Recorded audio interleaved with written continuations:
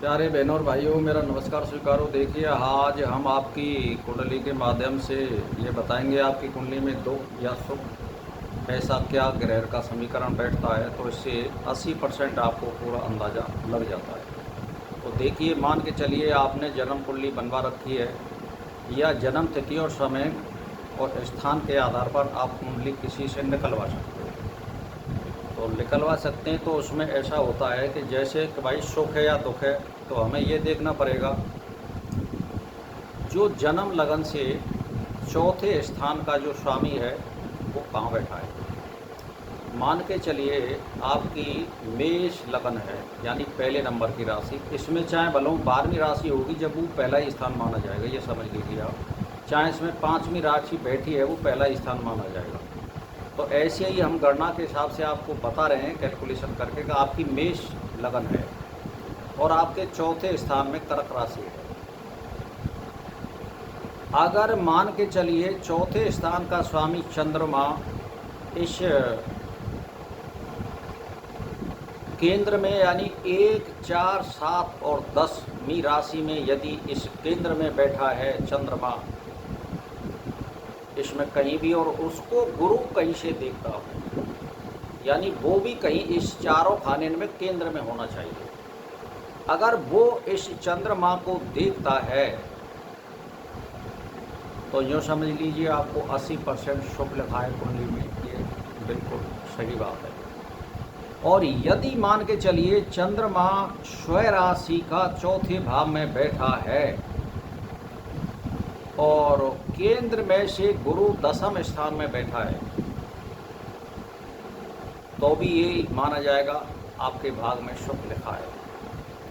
और यदि मान के चलिए आपकी जन्म लगन के चंद्रमा को चौथे स्थान में बैठा है और वो 9वीं दृष्टि से धर्म स्थान से उसको देख रहा है,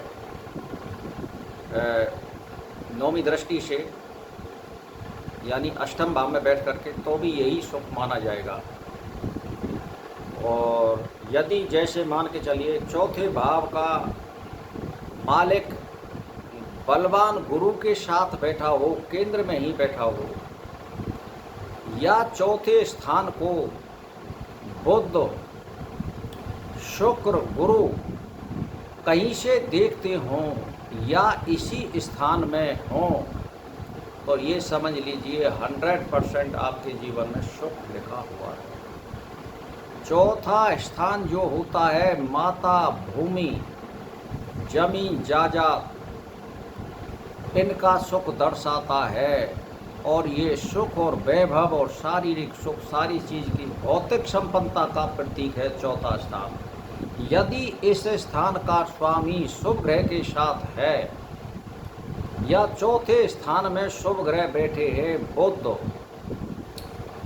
और शुक्र, गुरु और शुक्ल पक्ष का चंद्रमा, तो आप समझ लीजिए आपकी बल्ले बल्ले है और आपके जीवन में सुख और वैभव, मकान, वाहन, सारे सुख प्राप्त होंगे। ये इसका मतलब होता है।